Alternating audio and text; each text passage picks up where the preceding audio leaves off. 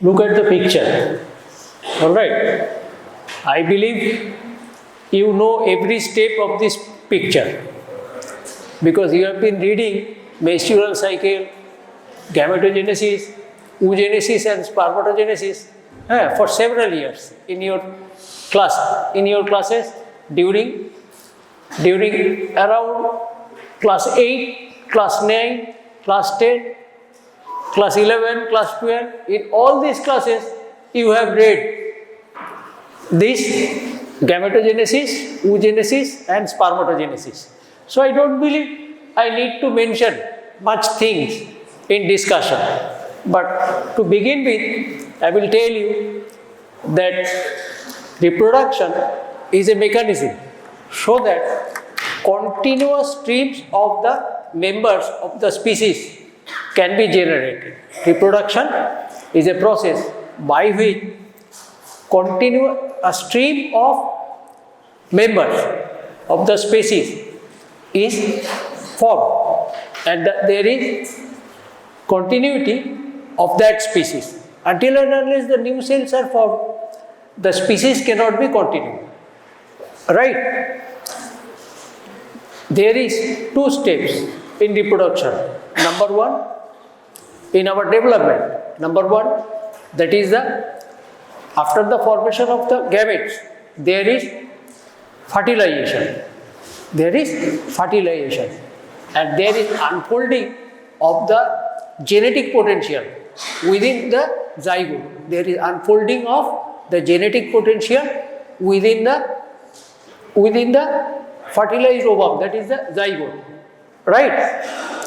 The blueprint that is within the zygote that is going to unfold is called ontogeny. The blueprint that is within the zygote that is going to unfold, that is called ontogeny. And the characteristics that an individual will attain. Father has a long nose, the baby has also a long nose. Alright. The father has teeth, very good arrangement of setting of teeth. The baby has also that setting. And there are some other properties also. The kidneys that have development 3 stages. That is pro, meso and meta.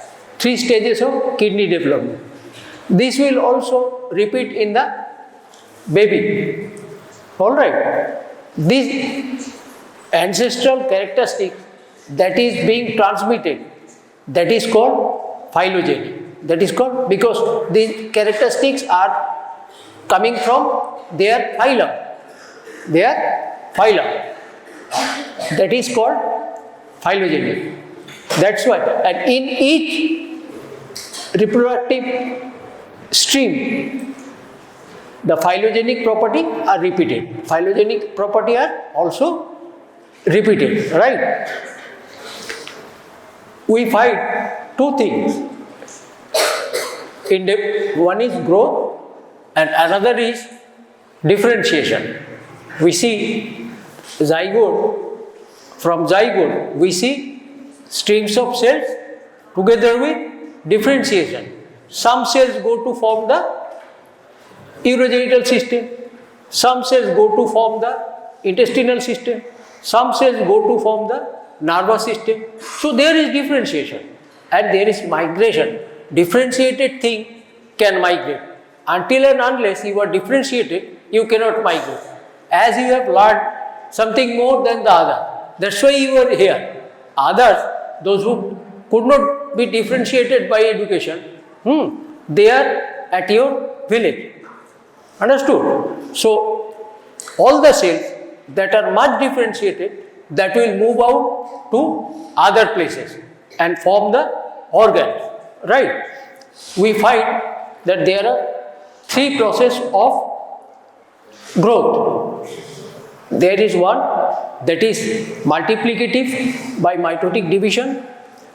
Number 2, that is the auxetic, by increase of cellular material, cellular substances, that is auxetic. And another is the accretionary, that is much increase in the intercellular substance, that is called accretionary. Now, cellular division is again classed at 3 types. Number 1, some organs have cells. Those are continually dividing to replace the cells for wearing and injuries, like the intestinal epithelium, the hemopoietic cells of blood, right? These are continually recycled. This is by mitotic division. All right. Some tissues like liver, these cells hardly divides in the lifetime. This is called stable cells. Liver cells divide until and unless you cut out 2/3 of the liver tissue. Then these cells springs into action and starts dividing. Right?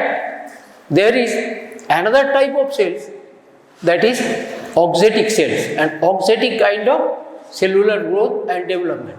What is auxetic growth? You see, in some cells there is much abundant cytoplasm and nutritive material, and after some time the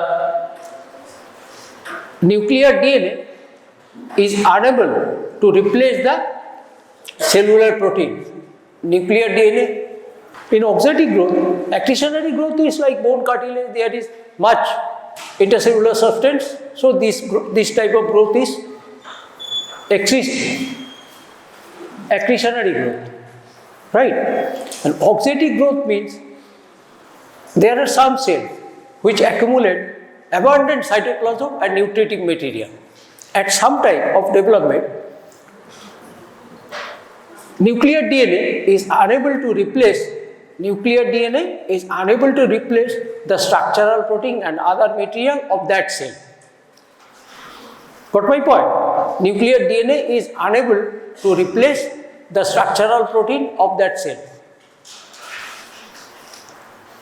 and arrange for nutrition of this kind of cells.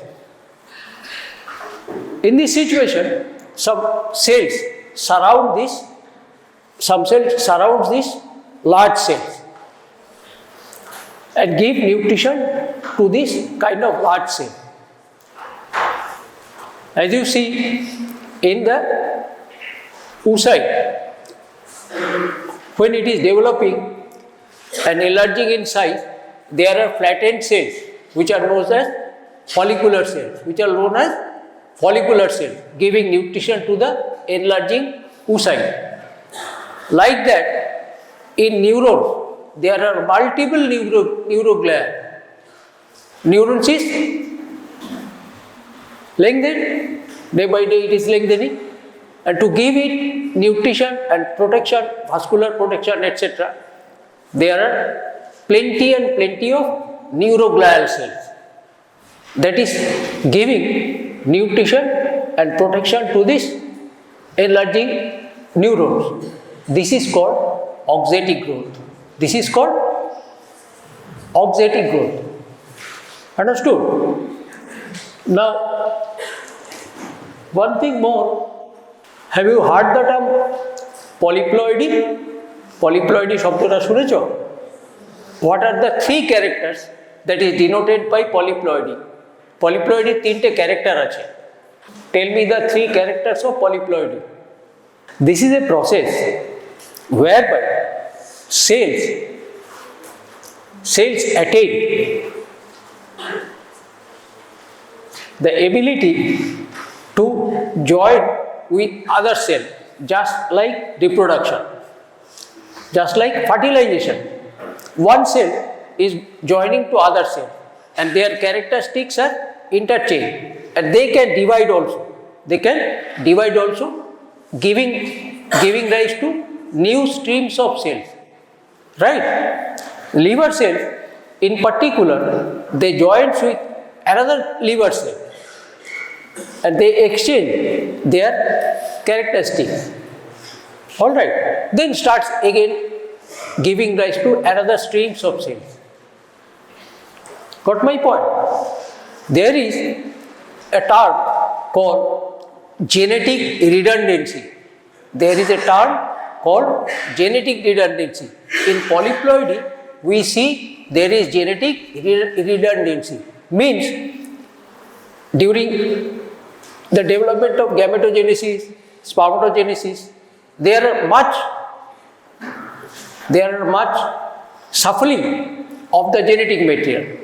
There we can see much shuffling of the genetic material. If it is compatible with life, these genetic changes will exist. If this is not compatible with life, the offspring or the newer stream will die. It is a genetic reshuffling. If this is compatible with life, then this kind of cells will exist and divide, and differentiate. If it is not compatible with life, then these cells will die. This is called genetic redundancy. One is that, like asexual reproduction, the cells are just joining with each other. Cells are just joining with each other and giving rise to newer generation of cells. Right? This is one property of the polyploidy. Second is the maintenance of genetic redundancy. Right? And third one is that these cells are more forceful. They have much kinetic energy and they are almost immortal. They do not die ordinarily. Proximal part of prostatic urethra and the liver cells, as I have told you, these cells usually do not die ordinarily. So when people are telling, the doctors are telling, your liver is in problem. Liver cannot have any problem until and unless you put some toxic things in your abdomen. That will go to the liver and may injure. But the liver ordinarily is never sustain injuries. They can overcome any sorts of injury. So it is not that you ordinarily always tell the patient, your patient, that your liver is at fault. Often you tell your patient that is liver your fault, and liver cannot be repaired. It cannot be repaired. No gentlemen, liver is not injured. Any kind of injury, liver. People take alcohol in several bottles in a day and they continue to do it. If this injury caused liver problem, they have died by 18 to 20 years. No, they sustain life up to 80 years, 90 years, because their liver, if they get some food, their liver continues to function properly. If they continue to have some food, the rich people take chicken, mutton, eggs and other nutritious material abundantly and take alcohol. Their liver is not injured. Got my point? This is due to the property of the immortality of the liver cells. Remember that this immortality makes the liver cells active at the proximal part of urethra and other some parts also there are this property of polyploidy. ঠিক আছে, সেলগুলো কি হলো, proximal part of ইউরেথ্রাতে একটা sell আর একটা সেলের সাথে জুড়ে গেল আবার একটা নতুন জেনারেশন অফ সেল দিল, তাহলে প্রক্সিমাল পার্ট অফ ইউরেথ্রা তোমার মরবে না? It will not die out. Similarly, liver cells also of this thing, what is written, that is much important. I have told you earlier that this is hand of benediction. All right. The preacher is blessed. The preacher is blessed by the Almighty or whatever, so that he has the ability to preach and make people understand. Make people understand and ask them, command them, follow this path, take this book, learn from this thing. Understood? These all things are written in books. These all things written in book. You have read several times during your course, but you will not be able to tell what is cumulus oophoricus. Tell me, what is cumulus oophoricus? A layer of cells over the oocyte, and there are other cells that are dividing the space within the ovary into several free spaces where theca folliculi enters and these spaces coalesce. These spaces coalesce, right? The part of the follicular cells that remains above the oocyte is called the cumulus oophoricus, and the cells after ovulation and rupture of the Graafian follicle, you see there are not all the follicular cells. There are only a few follicular cells which is called corona radiata. Tell me the understanding of cumulus oophoricus and corona radiata. Bolo. Do you have the understanding? If the weather is cloudy, female suffer more than the male. If the weather is cloudy, the female suffer more than the male. Why? What is the meaning of nephology? Cumulus, cumulonimbus, nimbus, nimbostratus, altostratus. What are these? The name of clouds. Name of clouds. Yes, these are name of cloud. And the good, thank you very much. I appreciate you. These are what? What? These are clouds. So, if the developing ovum is covered by cloud, it will not develop properly. It will not develop properly. And the science of clouds is known as nephology. Science of cloud is known as nephology. The way there is much cells, much follicular cells over the ovary, over the ovum, there is inhibition to their development. There is inhibition to their development, and their maturation is delayed. Now you see, the first picture is for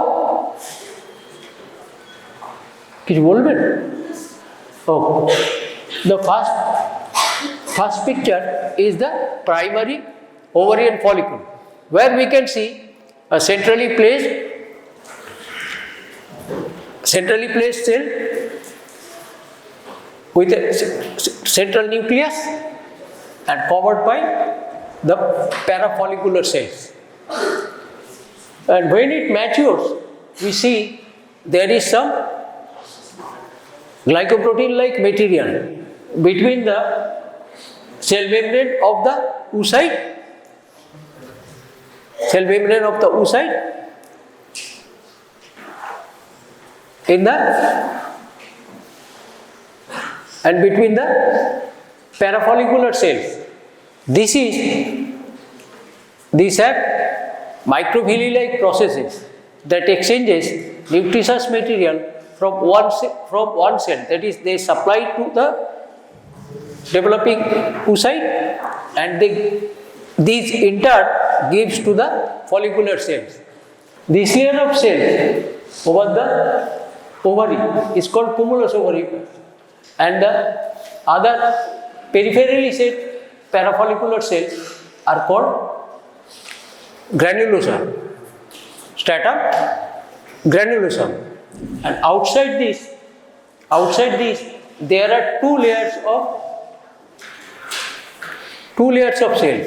One is fibrous one, that is the theca externa, and this one is theca externa. This one, the outer layer is theca externa, alright, this outer layer, alright. And the inner vascular layer is called theca interna. These two layers covers the developing oocyte, maturing oocyte, Graafian follicle, like this. And this one is the germinal epithelium. This one is the germinal epithelium. Remember, the chronology of development of oocyte. Number one, the ovum doesn't develop in the ovary. Ovum doesn't come from the ovary. The female gamete, which is called the primitive or primordial sex cells, that come from the dorsal wall of yolk sac, that comes from the dorsal wall of yolk sac and migrates along dorsal mesentery to the ovary. The appearance of primitive sex cell is by third week of development. Development, and they migrate along dorsal wall of mesentery to the developing ovary by 5th week. This chronology must be mentioned. Alright, after appearing in the ovary, these cells rapidly divide. And give rise to oogonia. This gives rise to oogonia. By some of the oogonia convert into primary oocyte by 5th month, starting from 5th month, and by 7th month, almost all the oocytes convert into primary oogonia, converts into oocyte, alright, primary oocyte. Up to puberty, there are almost 2 million primary oocyte from each ovary. Alright, during pubertal period, 40,000 oocytes mature and are released. 40,000. So, 100 children, 100 babies from Gandhari is not a joke. Because you have 40,000 oocytes in stock to be released in each menstrual cycle. It could be 1, it could be 2, 3 or multiple. So there are 40,000 oocytes to be released during the reproductive period. Now, gametogenesis is described as the development and maturation from primary oocyte to a mature ovum. This is This is gametogenesis or oogenesis in this case. And after the formation of the and rupture of the Graafian follicle, and the ovum is released at the secondary oocyte stage. Ovum is released at the, write it down. In ovulation, ovum is released at secondary oocyte stage to transform into primary oocyte. Right? After that, this primary oocyte, after just their formation, they enter into prophase of fast meiotic division.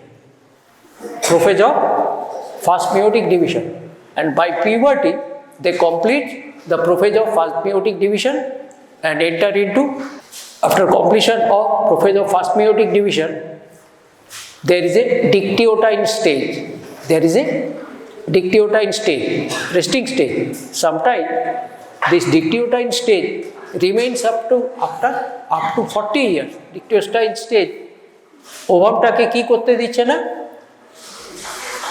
fully divide করতে দিচ্ছে না, ঠিক আছে? Ovum is not getting fully divide. Through meiotic division, after completion of the first meiotic division, what we have? We have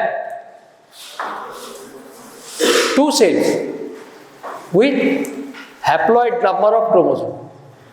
After completion of first meiotic division, what we have? Two cells with haploid number of chromosomes. Right?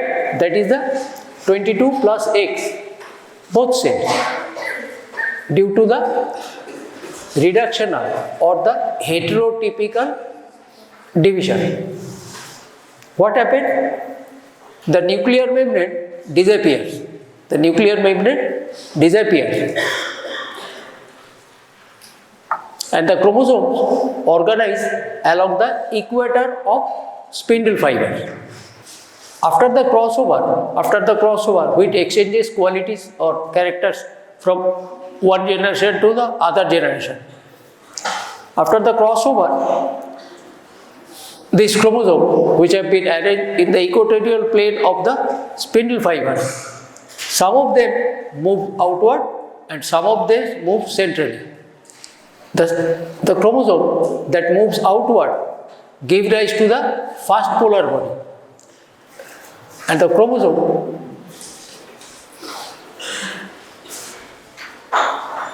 that moves centrally gives rise to secondary oocyte. Sometimes the fast polar body also divides and gives rise to second polar body.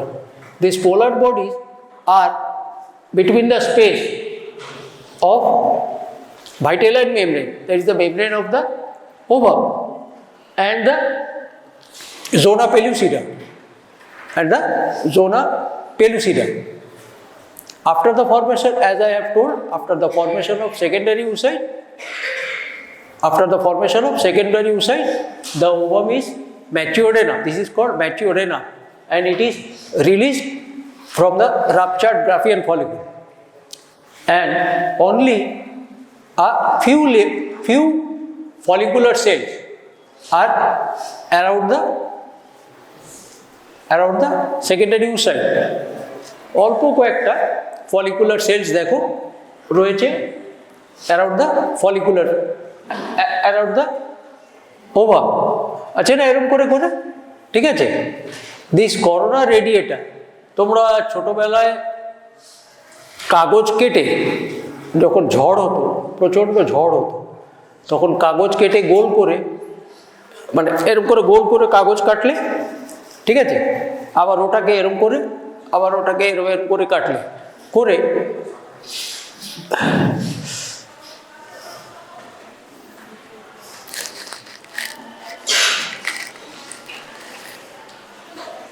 একটা strand এই দিকে বাঁকালে, একটা এই দিকে বাঁকালে, ঠিক আছে? এইটা কাগজটা, ঠিক আছে, এরকম করে কেটেছো, ঠিক আছে? আমার পাটা ব্যথা করছে, যার জন্য আমি ওখানে দেখাতে পারলাম না, ঠিক আছে? এরকম গোল করে সার্কুলারলি একটা কাগজ আছে, ঠিক আছে? ওটাকে তুমি এরম করে কাটছো, মানে একটা করে স্ট্র্যান্ড কাটছো, এরম করে একটা টুকরো কাটলে, পুরোটা কাটলে না, আর একটা টুকরো এরম কাটলে, এরম করে কাটলে, ঠিক আছে, সার্কুলারলি কাটলে, ঠিক আছে, পার্শিয়ালি। এবারে একটাকে এরকম মুভ করালে, একটাকে এরম মুভ করালে, একটাকে এরম মুভ করালে, একটাকে, ঠিক আছে, into the air, it will run.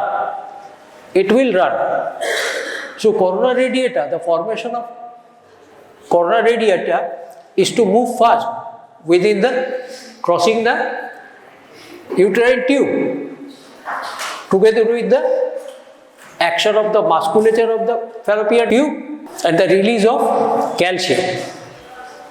So three things, that is the peristaltic movement, the ciliary beads of the uterine tube, and another is the function of this corona radiata. After the ovulation that occurs within on the 14th day of a menstrual cycle, first 3 to 4 days is the bleeding. After that, on 14 days, the ovum is released. That is called ovulation. Right? Next, there is, after the Graafian follicle has ruptured and release of ovum, there is collapse of the Graafian follicle. This is the collapsed Graafian follicle. Right? Next you see, this is corpus luteum. This is corpus luteum. This radiating blood vessel is the hallmark of corpus luteum. This radiating blood vessel is the hallmark of corpus luteum. Number 3, this is the whitish collapse. Whitish collapse of the corpus luteum. This is called corpus albicans. This is called corpus. I know this, all of you know these things. All of you know these things. Now, this is the germinal epithelium. Have you done your histology classes for ovary? No. Ovary has two. Number 1, this is the germinal epithelium. This is the germinal epithelium coming from meso-ovarium. Coming from meso-ovarium. That is sprout. Where from? The oocytes are entering into this cycle of menstrual cycle, and the cortical cells are organized, have organized into 2 cells that I have told. There is the theca interna and theca externa. This is the outer layer of primary maturing follicle and the Graafian follicle. ঠিক আছে, not in the primary oocyte. Primary follicle এর ক্ষেত্রে কিন্তু এইখানে দেখো, এখানে কিন্তু theca interna, theca externa নেই, ঠিক আছে, and the space is filled with theca folliculi. All right, these space are filled with folliculi, and when this space coalesces, this is like a bigger cavity which is filled by also theca folliculi. Right? We see ovulation by 14 days of menstruation. Next 14 days, there is formation of this collapsed Graafian follicle. This is corpus luteum and this is corpus albicans. Albicans mean white. Albicans mean white. This is done. Now you haven't seen ovary in the, under the microscope, right?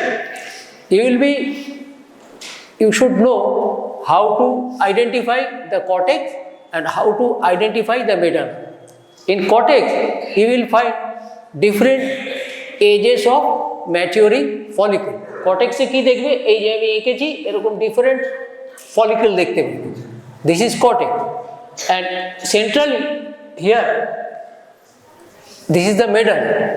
In medulla, you will find that there are large arteries, large veins, lymphatics and nerves. This is the area. This is cortex. and this is the area where there are large arteries, veins and nerve lymphatics. The central area is called the medulla of ovary. পরীক্ষার সময় জিজ্ঞেস করবে, হিস্টোলজিতে জিজ্ঞেস করবে যে how to identify in histology exam you will be asked how to understand what is medulla. ঠিক আছে, medulla কি করে চিনবে, পরীক্ষার সময় জিজ্ঞেস করবে কোনটা মেডালা আমাকে দেখাও। Alright, so you have to follow this. Follicles are within cortex and the central space where there are much blood vessels, nerves, lymphatic, that is the medulla of ovary. Done? ঠিক আছে, let me conclude here. I will continue telling you gametogenesis in the next class also. All right. Thank you very much.